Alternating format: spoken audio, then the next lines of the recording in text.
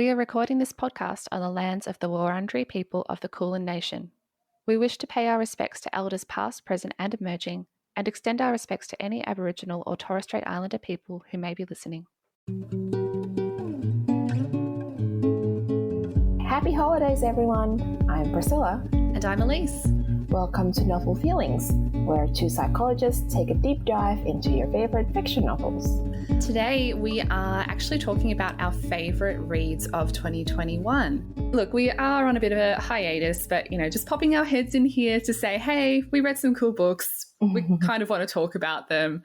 And we did this last year as well. We had a best reads of 2020, and we thought it would be a nice idea to kind of do that again. Yeah, it'll be a bit of fun. We have picked our top 3 with some difficulty. It's always hard to narrow it down, isn't it? Yeah, absolutely. And they're not necessarily about mental health, though, it's hard to avoid those themes in the books that we pick up. Yeah, look, we tend to gravitate towards books with psychological themes, but look, this is not a mental health chat today. This is just a chat about books that we adored, that we read this year, and want to lift them up a bit and share, some ranty feelings about them. And like we said, narrowing down our favorites to just 3 books was quite challenging. So we will kind of cheat and give some honourable mentions as well.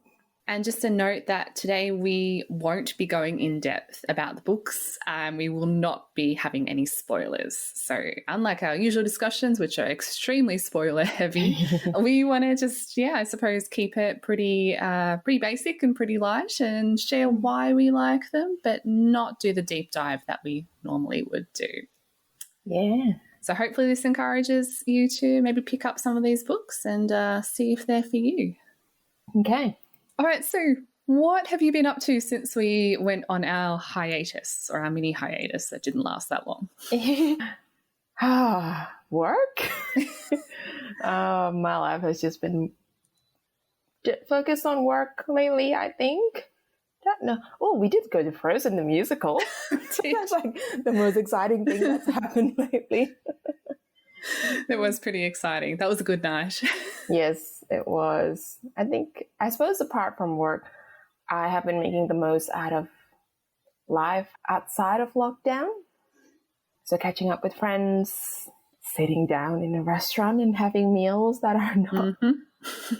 are not either in a plastic container or that I cook myself, which is a luxury. Yeah, definitely. Mm-hmm. What about you? What have you been up to? Yes, similar. So study has been probably the main thing. I've been wrapping up one of the studies for my PhD. But we are recording this just before Christmas, so it's been a very busy time with social things. Yeah. As an introvert, my batteries don't have the greatest shelf life, so I took some time out today to recharge and feel a bit better before the next week starts up. So look, for those who aren't aware of the Melbourne situation, we've had another massive lockdown this year. We are in a stage of more free, we still have some restrictions, but we have more freedom at the moment. Who knows what will happen though? We tend to yo-yo when it comes to lockdowns here. Yeah, absolutely. But fingers crossed. Yeah, for now it seems that we're going to be able to keep socialising through Christmas and New Year's, and hopefully, avoid any gigantic outbreaks is the key thing at the moment. Yeah, or at least, avoid catching COVID before Christmas. Oh, God, it's such a risk at the moment. I know. Like, when do we just go into hibernation until 25th of December? I have heard lots of stories about people doing that and just going, I want to make Christmas Day or New Year's plans or whatever, so I'm just not going to see anybody until then and stock up on rapid tests and hope for the best. Yeah. Anyway, still plenty of reading time, so that's the important thing. Absolutely. Yeah. Yep. Okay. Shall we? Yeah, let's dive into some of our favourite books that we read this year. I'll get us started. So just for context, so I read so far 55 books this year. possibly get to 60 by the end of the year. I have 3 ongoing, 2 of which are audiobooks, and holidays are coming up very soon, so I wouldn't be surprised if I squeeze a couple more reads in by then. Quite a bit higher than what my average has been in previous years, so patting myself on the back for getting that far. Good job. Yeah, thank you. Thank you. Well, look, I've read some really good books this year, so that made things a bit easier. And a few duds, but I'm not going to talk about them today. Yes, let's just focus on what we love. Exactly. So the first book I wanted to talk about is Red, White and Royal Blue by Casey McQuiston, which I know you have read as well, so I'm keen to hear your thoughts on this one too. Yes. In case you've somehow managed to avoid the hype around this book, it's about a guy named Alex who is the son of the president in the USA. And he's this very attractive, smart, young guy who holds this very petty grudge against the Prince of England, or one of the princes of England, Prince Henry. And it's kind of like a long-term nemesis kind of situation. Look, shenanigans ensue. They basically start up this fake friendship to try to fix some American-British relations as a bit of damage control after an incident.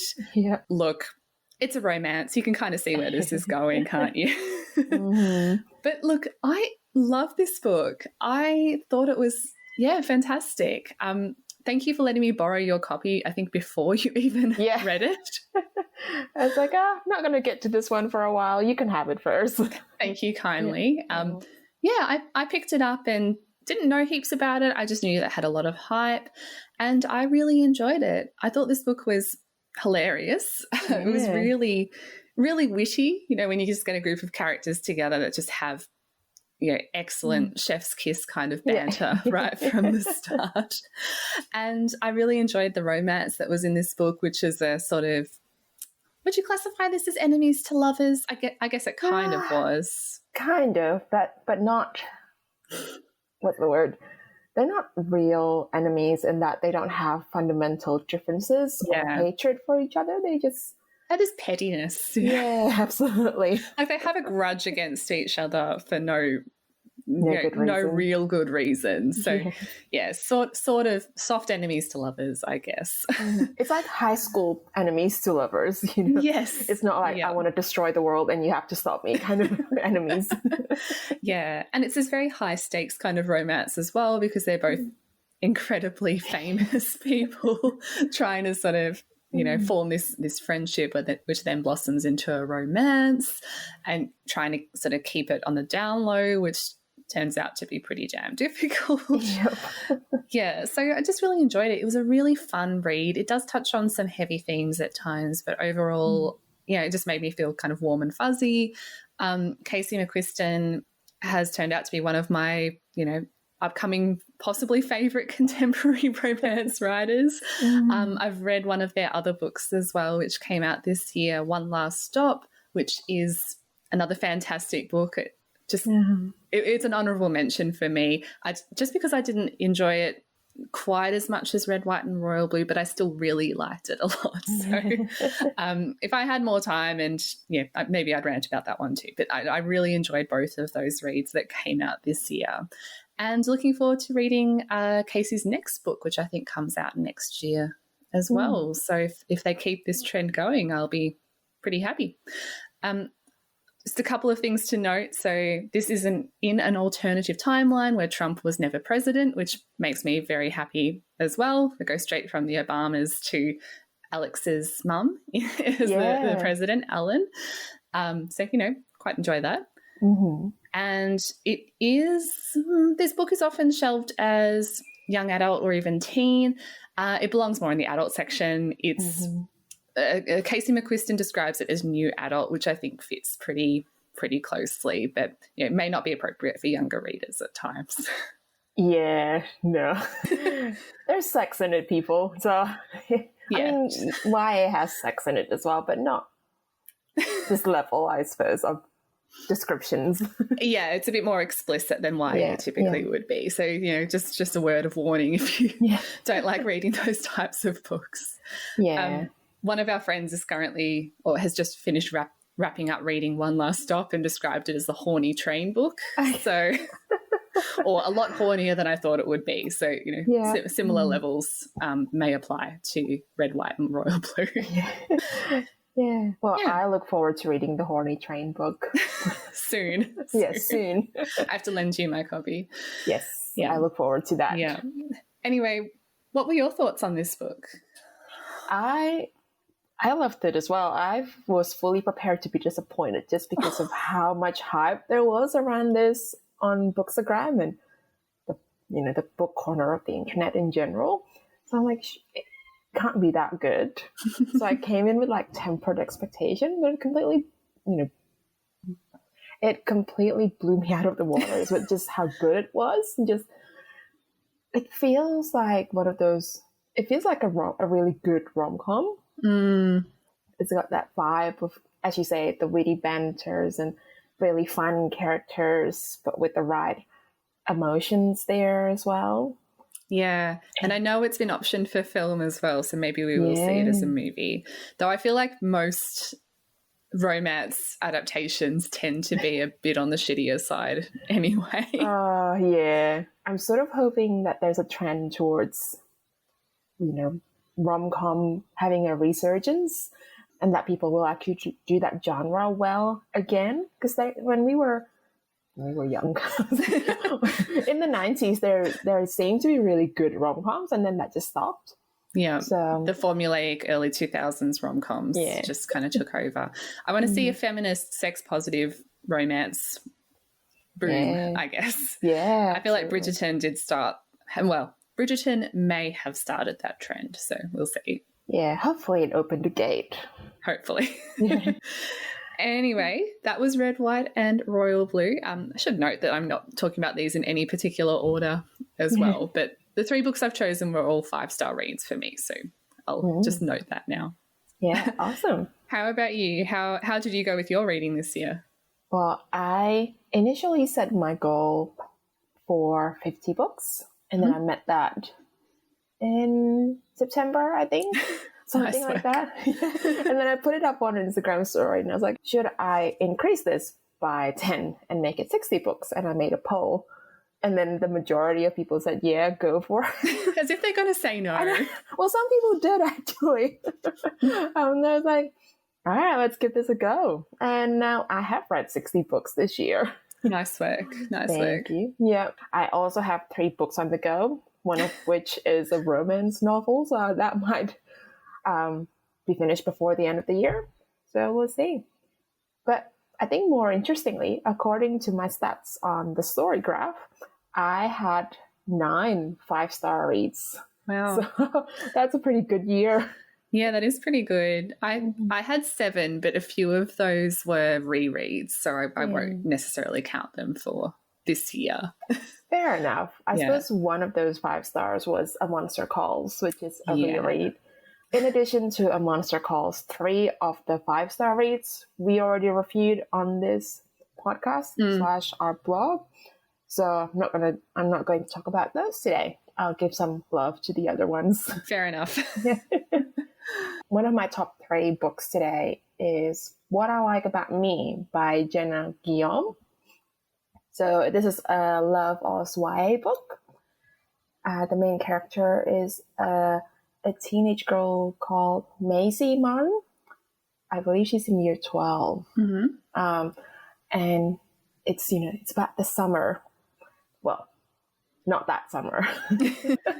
It's not the summer she turned pretty, but it is the summer that things change or things happen and she discovered things about herself.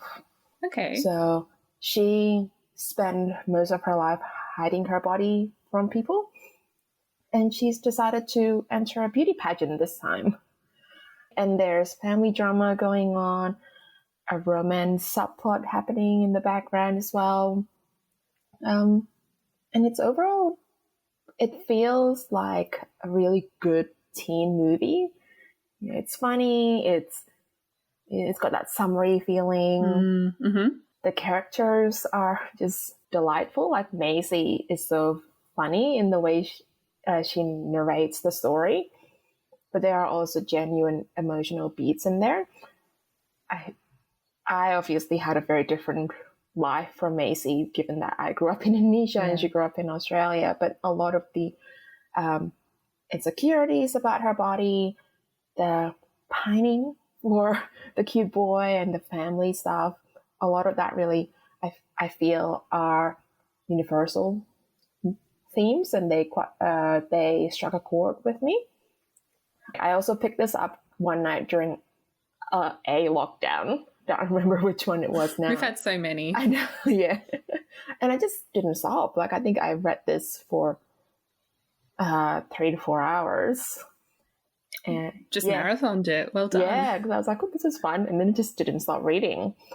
And it really put a smile on my face. And that is something I really value, especially this year.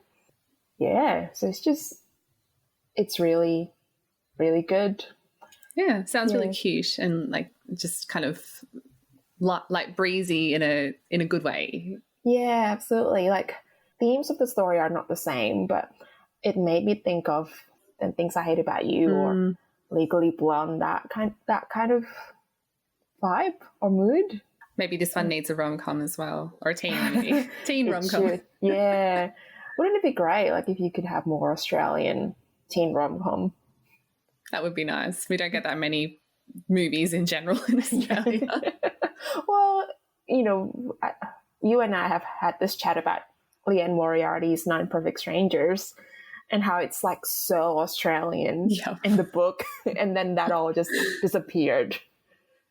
Same as the Big Little Lies TV show. They just, it's like, you have Nicole Kidman there. Can you just let her keep her accent for once? I know. Yeah, as a side note, Jenna Guillaume is a pop culture writer, and she's a lot of fun to follow on Twitter. Yeah, she writes for BuzzFeed, doesn't she? She used to. I think she's now a freelancer.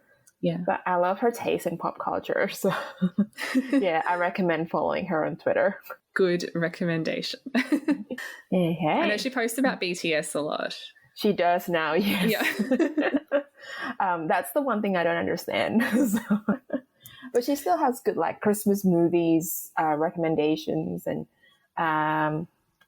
book reviews and other insights into different pop culture aspects, I suppose. So yeah, worth checking out if you're interested in those things. Yeah, definitely. All right, what's your second pick, Elise? So my second choice is another book that you've definitely read, because you recommended this to me strongly. Okay, so it's The Seven Husbands of Evelyn Hugo by Taylor Jenkins Reid. Yay. Oh, this book blew me away. Isn't it amazing? Yeah.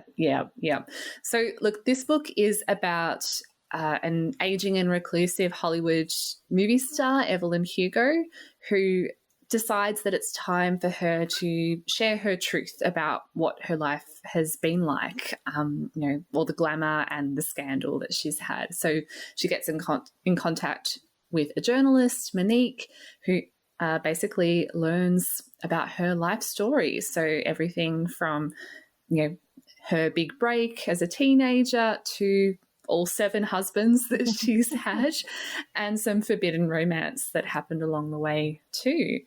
So it's kind of set from around the 1950s, predominantly around to the 80s or so. Look, she's got so much ambition. There's amazing characters in here. She has a bit of like Slytherin energy going on at times. Very, very much so. Yeah. Highly, such an interesting character, what she's been through, what the journeys that her life has taken. So thank you for the recommendation. I picked this up a while ago. I think I had a voucher for a bookstore and I knew that you really liked it and recommended it, so I bought it, and then I just had a backlog of reading that I had to do, and I had it written on a Post-it note for a while to get to this book. And once I started reading it, I'm like, oh, I probably should have started earlier. It's hard to talk about it without spoiling it, because the things I really liked about it are not necessarily in the synopsis. But I'll say this book surprised me in the best possible way. So, I came for the gossip and the celebrity aspects, the glamour, the 1950s style. Yeah. And yeah, I stayed for the characters, the character growth, and yeah, some of the romance that happened in here. And this book really made me cry. Yeah. Look, I don't cry in books that often. They have to get me pretty hard to make me cry. And there were a couple of really intense chapters in a row here that definitely led to some built up emotion.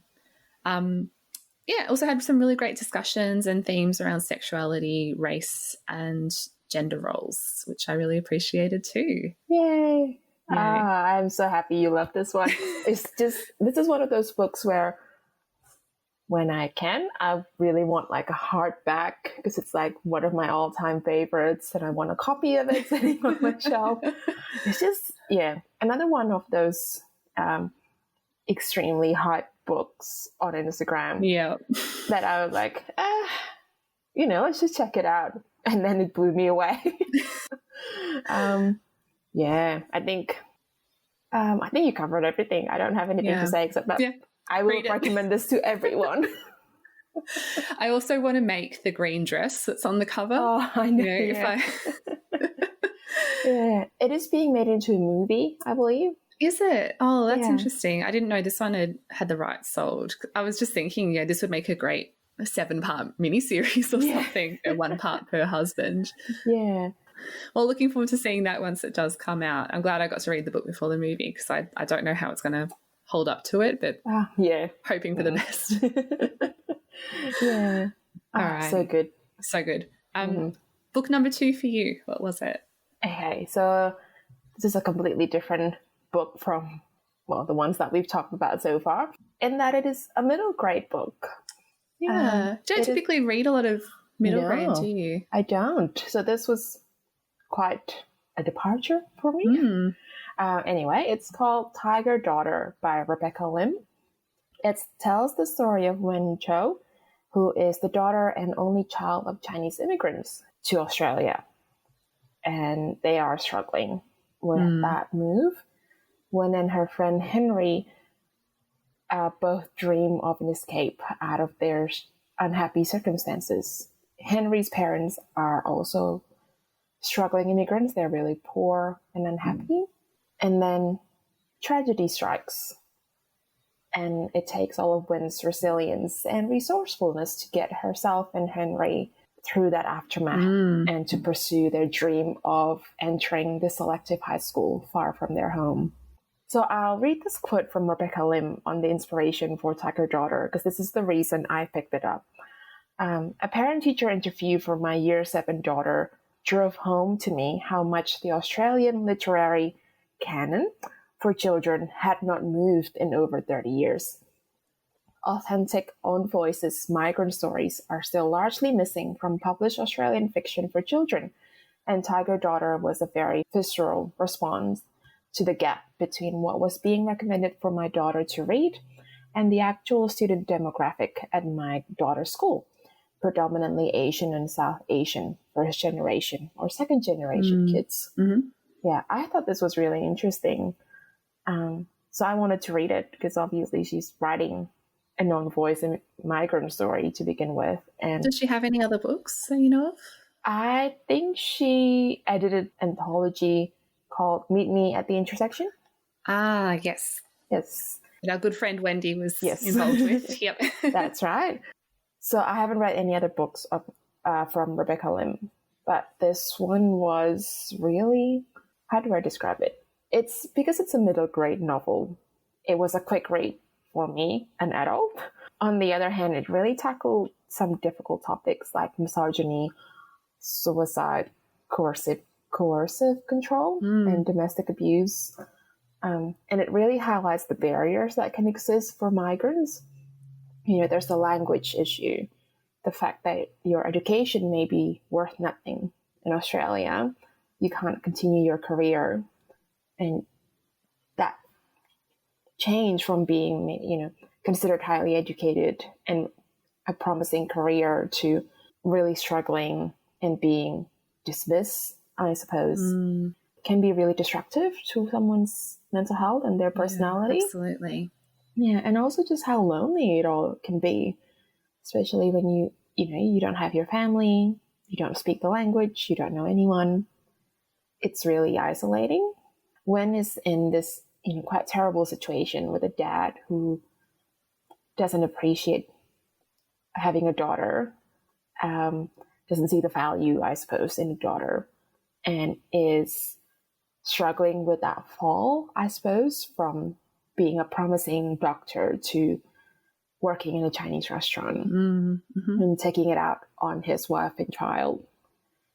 But Wen doesn't wilt, even though she's got no control at home whatsoever. She really pushes her mom to help her friend, and it creates this bit of hope and bit of change for them. Yeah. I do feel like the end is perhaps a tiny bit too neat. But, it's a middle grade novel. You gotta have some hope in there. I like. There's this overall message that change can happen even in the most bleak of circumstances. Well, that sounds positive. Yeah. For sure. Look, I haven't read it, so I can't comment on the ending. But yeah, I think it's a tricky balance for middle grade. Well, for a lot of books, really, when they tackle tough themes, is that you need a balance being realistic with having that sense of hope or, quote unquote, a moral at the end of the story. Yeah, absolutely. I do recommend it, but just keep in mind the trigger warnings. Yeah. Yeah. No, it sounds like a really good read. Yeah. I borrowed it from the library with my next mention, so that was a good haul from the library. Yeah. Yeah, score. Well done. Okay, back to you. What's your third pick for today?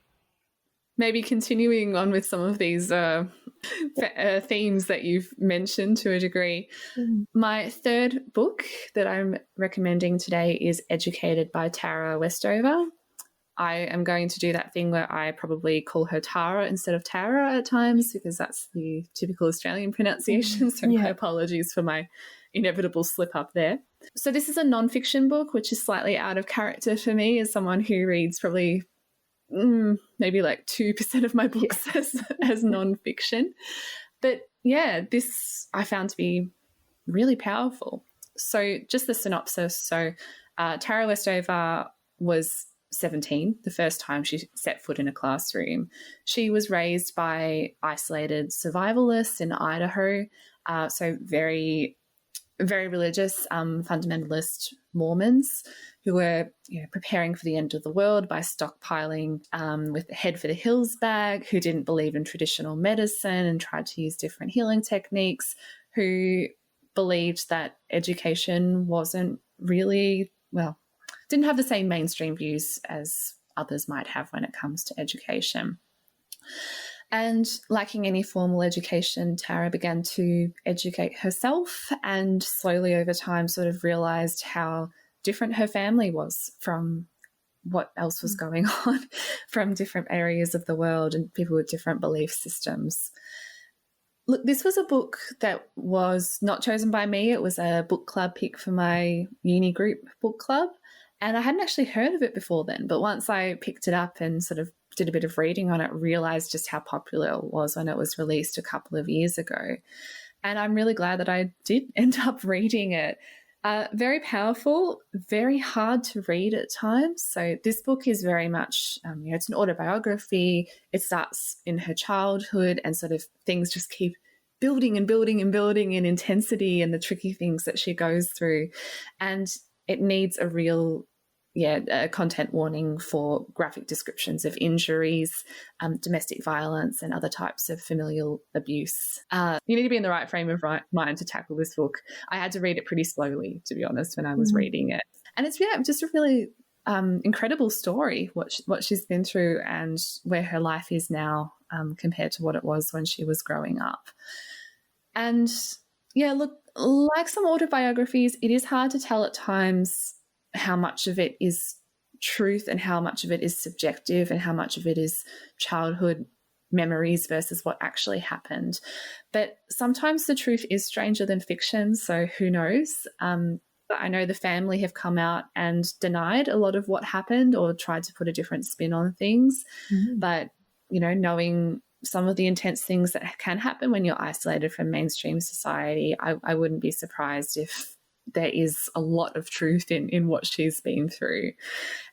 Okay, cool. Yeah. As you know, I'm also not a nonfiction person really, but I will put this on my TBR. Yeah. I will happily lend it to you. Oh, cool. Because I'm keen to hear what you think of this one too. But yeah, not a fun read, but I think an important read to have. Yeah, awesome. Well, put it on the pile with the horny train book. They can break each other up. One is a lot more fun than the other one. Yeah. I can imagine. Yeah. And what about your final book? What's number 3? All right. So this one is actually, it's not quite a 5-star. It's a 4.75 star. That's very specific. Yes. Okay. Well, I'll start with telling you what it is. It is Dial A for Aunties by Jessie Q. Sutanto. All right. So I will just read the synopsis because it's weird and I don't know how to condense it. Okay, so Madeline Chan is a Chinese Indonesian who was born and raised in the US. One day, she ends up accidentally killing her blind date. Oh my God. Great start. I know. And her meddlesome mother calls for her even more meddlesome aunties to help get rid of the body. Unfortunately, a dead body proves to be a lot more challenging to dispose of than one might anticipate, especially when it's inadvertently gets shipped in a cake cooler to a billionaire wedding. Oh my God. So the family does this wedding planning business. It's the biggest job they've had, and now there's this corpse in the middle of all of that. And then on top of that, Maddie's great college love and biggest heartbreak turns out to be the hotel manager at the wedding.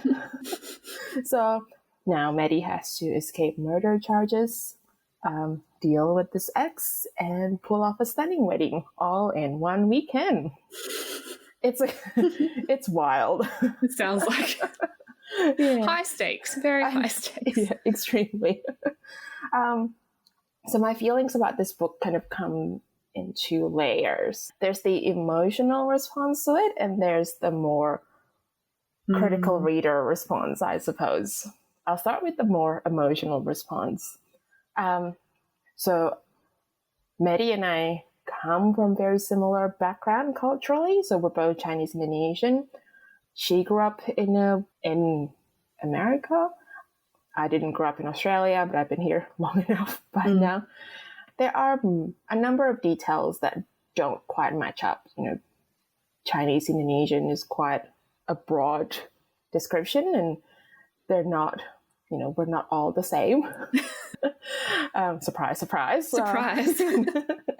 Well, not everyone else from this culture has the exact same life experience as you. I know, shocking. Wow. Thank God, because her family is extremely meddlesome. So the blind date was her mom's doing as well, but I won't spoil that any further. It's just I was reading it and, oh my God, if my mom did this, I would never speak to her again. Wow, okay. Yeah. Sorry. There are so many things about the book that feel familiar to me. Some of the family dynamic, maybe not the meddling part, the feelings of familial obligations, the jokes about things that get lost in translations, especially between Indonesian and English, and even the language that get used, because Jessie Q. Sutanto sprinkles Indonesian phrases and exclamations throughout the dialogue, and that feels like, I don't know, a balm is the word that comes to mind when I've been away from home for so long, and a lot of my friends are English-speaking people.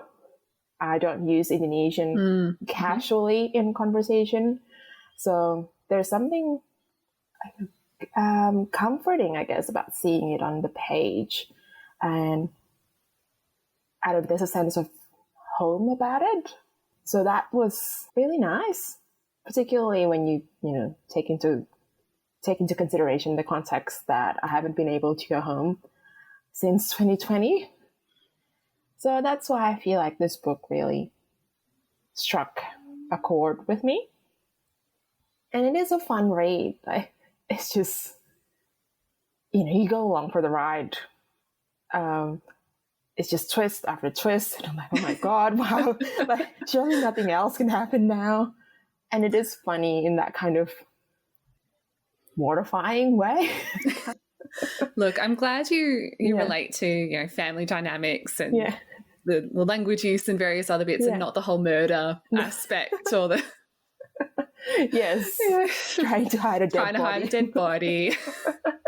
Should have just thrown that in there in the things that you needed to. Accidentally murdering my blind date that one time. Oh, happens to us all. I know. Oh, good. Yeah. Well, it sounds like a good read. Yeah.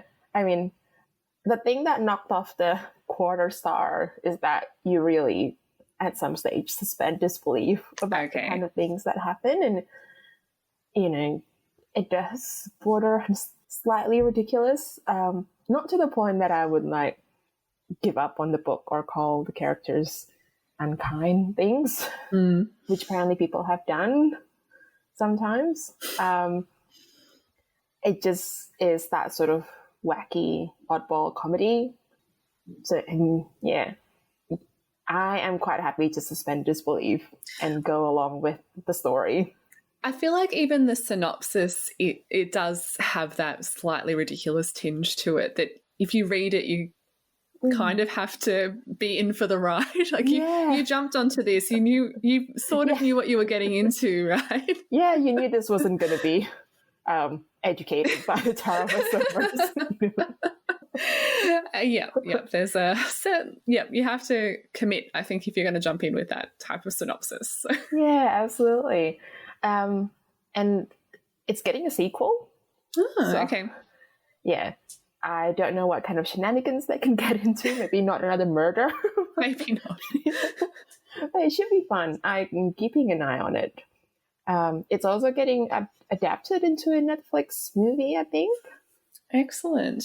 I think it's some sort of loyalty to other Indonesians, but I'm really glad she's having, this author is having some success, and I'm keen to see what else she comes up with. Awesome. Sounds good. All right, you can lend that one to me when I see you next week. Well, that came from the library, unfortunately. Oh, no. That's okay. We belong to the same library. I'll figure it out. It is definitely there. Okay, good to know. Good to know. Shall we start with our honourable mentions? Yeah, let's go for it. What are your honourable mentions? Okay. So, a bit hard to not just list every 4-star book that I've rated this year, but I'll highlight a few. Mm-hmm. So the first was Concrete Rose by Angie Thomas. So Concrete Rose is the prequel, I guess, to The Hate U Give, which was, of course, a really amazing, powerful book that was released a few years ago about a young Black teenager who was killed by police. And this follows the main character Star's father, so what life was like growing up for him when he became a very young dad with not a lot of means to support his new family, and the sort of pathways that he was on, turning to selling drugs in particular to try to support his family, and finding out not long after one partner is pregnant that another partner becomes pregnant as well. So having 2 kids before you turn 18, pretty intense. And when you don't have a lot of means to support you, you've got to do what you can to support your family. So, yeah, I really enjoyed this book. Maverick is quite a funny character at times. He has a bit of that sort of teenage boy logic that isn't, doesn't always hold up to adult logic, I suppose, as well. But, I love Angie Thomas's writing style. As usual, she tackles tough themes with empathy and compassion and wisdom. And yeah, would highly recommend. We also did sit in on a Zoom chat with Angie Thomas. We did, Back earlier this year, which feels like a million years ago, when she was promoting Concrete Rose. And she answered a couple of my questions, which made me very happy as well. I don't think they were anything particularly profound, but, still made me happy. Well, you got the mental health question in there. I did ask her about how she looks after herself through writing about tough themes. So that was a nice one to answer. And then I asked her about pop vinyls, because she had a lot of them in her Zoom background. Balance is good. The second book I'll mention is a new release, actually, Anything But Fine by Tobias Madden, that I only finished listening to maybe 2 weeks ago, listening to the audiobook. Anything But Fine is about a young ballet dancer in Ballarat. Which is pretty close to home for us. Mentioning a lot of well-known locations around Ballarat, and so this young ballet dancer who named Luca, who sustains a pretty life-changing injury that sort of impacts the trajectory of his life. He can no longer dance. He has to go through a huge recovery period. He loses his dance scholarship and ends up at a new school where things are very different. He can no longer coast by on his scholarship. He has to pull up with his grades. He loses a lot of friends. Look, there's a lot more homophobia at that school than there was at his previous school. So, trying to sort of manage this whole new life and adjusting, and tackled a lot of themes around grief after injury, about how, having that kind of life-changing injury can completely disrupt the course of your life, but also how you feel about yourself, your goals and your dreams, and how it impacts on friendships and family relationships too. But also how there can be life at the end of the tunnel as well, that, there are, he finds himself, without spoiling things, maybe making some stronger friendships. There may be a new romance in there. His life isn't over, but it certainly feels like that at the start of the book. So I really enjoyed that read. It sounds like this is similar to The Other Side of Perfect. I haven't actually read it, but it's about based on the cover and what I can remember from the blurb, it's about a ballet dancer who got injured as well, but it's a girl, and I think it's set in the US. It's interesting to read both. Yeah, I haven't read that one either. I know it's a trope that has been done a couple of times as well, but this was so close to home that I was really interested to pick it up. And the final book I'll recommend is The Hating Game by Sally Thorne, another romance too. This one is more enemies to lovers, more typical enemies to lovers, about two highly competitive, petty co-workers who, let's spoil this because it's pretty much in the synopsis, who end up falling for each other. I just thought it was really fun. It was funny, and there's a movie coming out as well. It's coming out in Australia, but it's out in the US as far as I know. Yes. Look, I don't have high hopes for the movie, but I still want to see it. Me too. The trailer looked a bit cheesy and predictable, and I guess formulaic, but there was something about this book that I just really enjoyed. It's kind of hard to put my finger on it specifically, but I'll give it a highly commended anyway. Cool. And finally, I'll just note that we did cover several books on the podcast that I rated like 4 to 5 stars, a couple of 4.5s in there. I won't go through them all now, but if you do want to scroll through our blog or listen to our previous episodes, you'll definitely find some books that I loved and you loved as well in there. Yeah, absolutely. Like I said before, at least 3 to 4 of my 5 stars this year were books that we reviewed. So clearly we had a good year with books. Yes, just didn't want to talk about them again because we've already dissected them significantly. Absolutely. Yep. And what about your honourable mentions? All right, well, one of them is not necessarily a book, but like an it's 2 books in one. Leanne Moriarty was one that I discovered.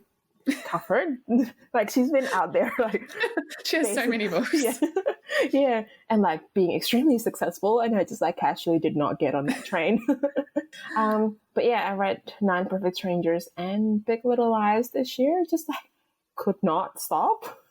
I listened to Non-Perfect Strangers and just kept listening any chance I got. I'm pretty sure I was the same with Big Little Lies, and that I was carrying the book everywhere I went. It's just like, she's just got a really snappy writing voice, and she does this really great blend of humor and mystery. I love her characterization as well. Like, she writes such interesting, complex characters. Absolutely, yeah. And she always has a cast of them as well, at least in the 2 books that I've read. But they all manage to be quite distinct from each other. Yeah, so I am keen to explore her backlist because it seems like I have no chance of getting her new book in the library, at least. Yeah, I have this. I know you know this already, but for the sake of listeners, I have Leanne Moriarty's book On Reserve as the audiobook on my app, and apparently I'm not going to get it till 2023, so I might have to try to track it down a bit earlier. Yeah. Might be worth purchasing, I suppose. Maybe, although I did go into a different library that had like 4 copies out front, so I might need to sign up for that one. But yeah, I was so happy when you picked up Nine Perfect Strangers, because I listened to it I listened to it before the TV show came out, because I wanted to do that before, because I thought the TV show looked really interesting. And, well, I mean, we wrote a blog post about it. You can hear hear all my thoughts about it there. I really enjoyed it. And I was so excited when you liked it too, because I was like, now please read Big Little Lies, which I think is considered to be her best work. So, you know, I don't want it to be all downhill from there, but hopefully not. Yeah. Yeah, I'm sure you'll enjoy some of her other reads as well. The only other one I've read is The Hypnotist Love Story, which I did enjoy too. I wouldn't rate it as highly as the others, but yeah, I haven't disliked anything by her so far, so good to keep going. Yeah, and I guess the interesting thing is, like Red, White, and Royal Blue and The Seven Husbands of Evelyn Hugo, I think I quite deliberately didn't get on the hype train with Leanne Moriarty until you told me that you like her books, because I was like, I am bound to be disappointed by this. And I don't know why I think that. I like popular things. Sometimes things are popular because they're good. Yeah, exactly. I don't know why I just expect that the hype will let me down. Look, it's definitely happened to me before, but sometimes, you know, my taste matches up with popular fiction or popular stories or whatever. And yeah, it's nice when that does happen. Yes, absolutely. Another book that I would like to mention is called Get Alive, Chloe Brown by Talia Hibbert. This is a romance novel about Chloe Brown,